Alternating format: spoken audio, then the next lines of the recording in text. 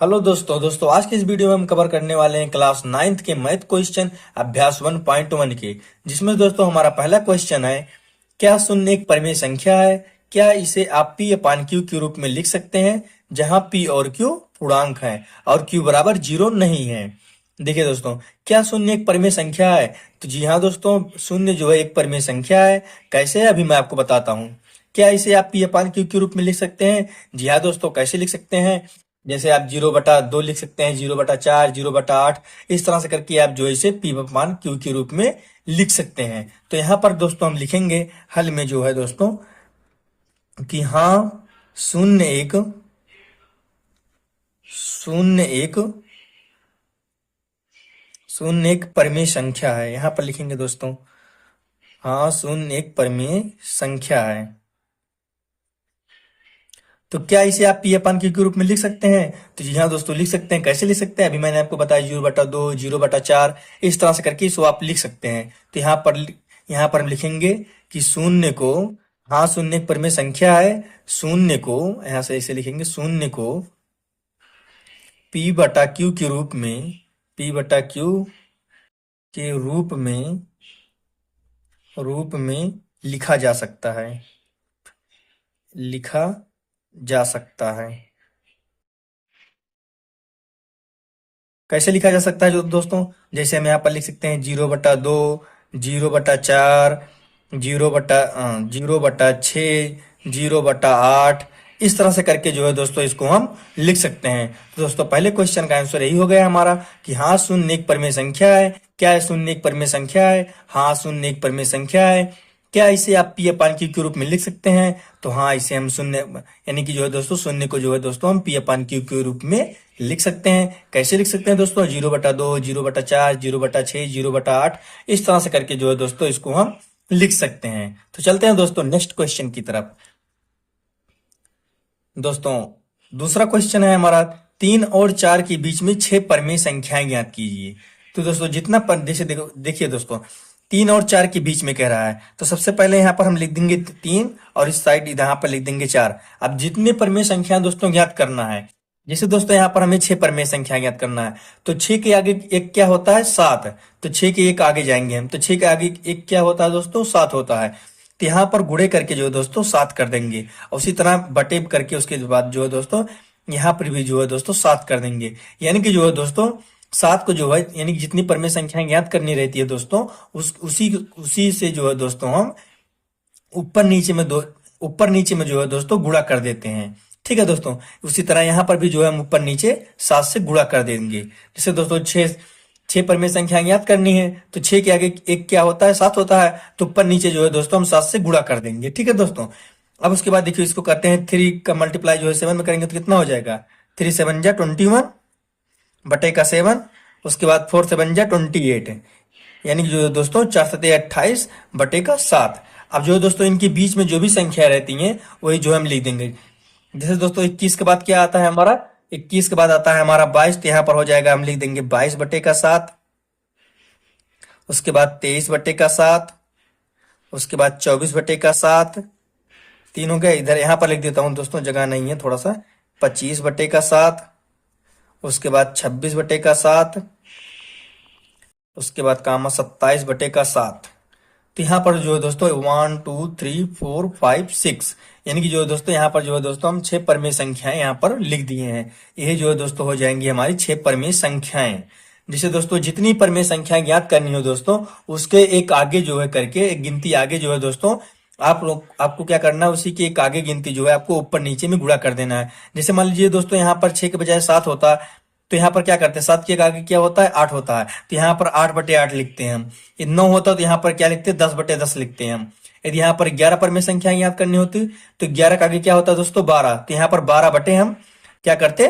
12 करते। उसी तरह यहाँ पर भी जो है दोस्तों 12/12, यानी जो दोस्तों सेम तरीके से जो है दोस्तों इसको जो है आपको करना है। जैसे मान लीजिए दोस्तों आपको जो है 15 परिमेय संख्या याद करनी है, कितनी भी दोस्तों याद करनी हो तो आप इस हिसाब से जो है इस तरह से जो है दोस्तों ज्ञात कर सकते हैं। जैसे मान लीजिए दोस्तों 9 ज्ञात करना हो तो 9 के एक आगे क्या होता है? 10।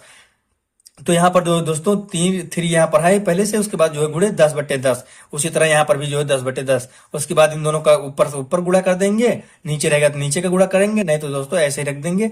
उसके बाद जो भी इनके बीच की संख्याएं आएंगी वैसे हम लिख देंगे। जैसे दोस्तों 21 के बाद क्या आता है 22, तो 22/7, 23/7, 24/7, 25/7, 26/7, 27/7, ये जो है दोस्तों इसके बीच की जो है परमेय संख्याएं होंगी। तो दोस्तों यहीं पर हो जाता है हमारा दूसरे क्वेश्चन का हल कंप्लीट। तीसरे क्वेश्चन के लिए चलते हैं नेक्स्ट पेज पर।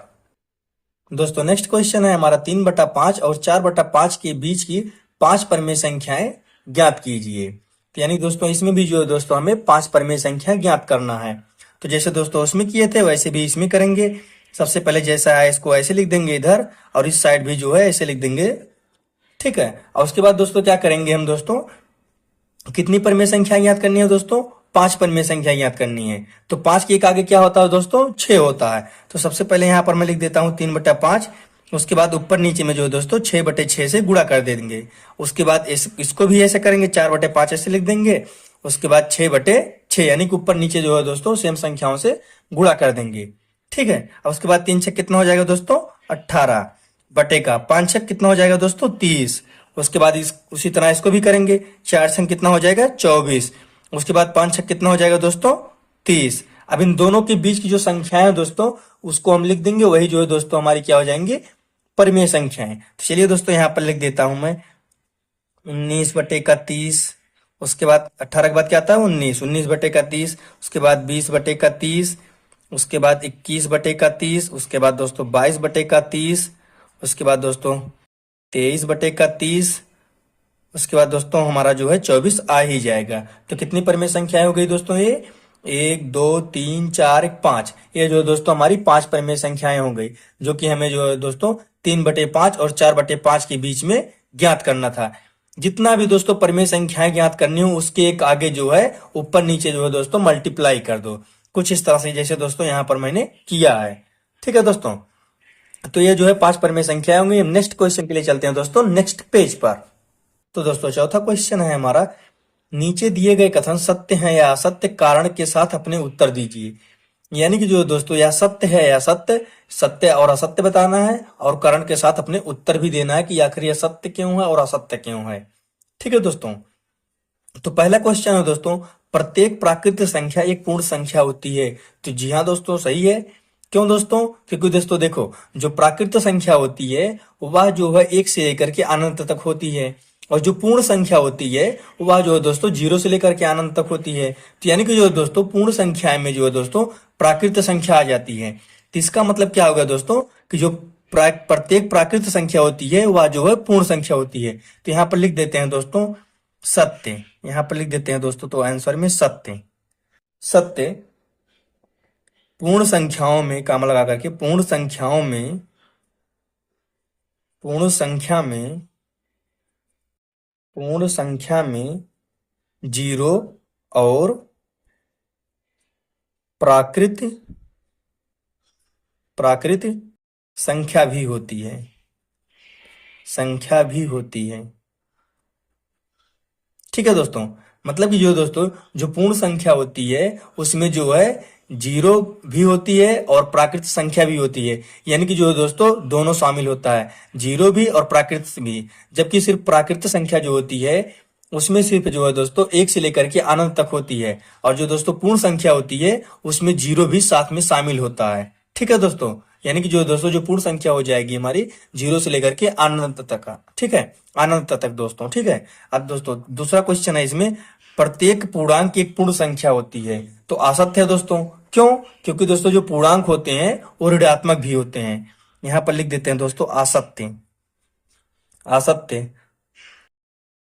यहाँ पर रीजन लिख देता हूं दोस्तों, क्योंकि जो होते हैं पूर्णांक जो होते हैं क्या दोस्तों ऋणात्मक भी होते हैं, ऋणात्मक भी होते हैं, ठीक है दोस्तों।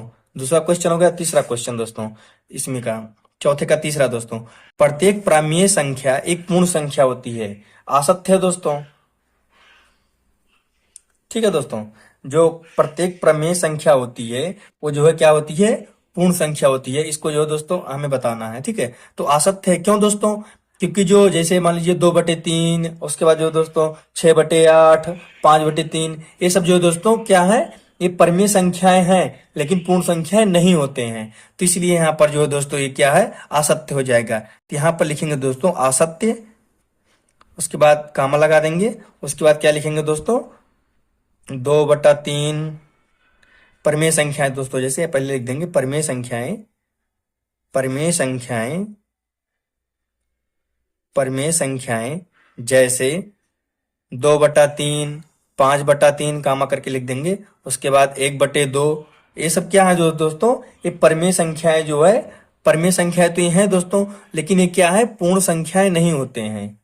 ठीक है दोस्तों, ये पूर्ण संख्या नहीं होते हैं, पूर्ण संख्या, गलत हो गया, सॉरी दोस्तों, पूर्ण संख्या नहीं होते हैं।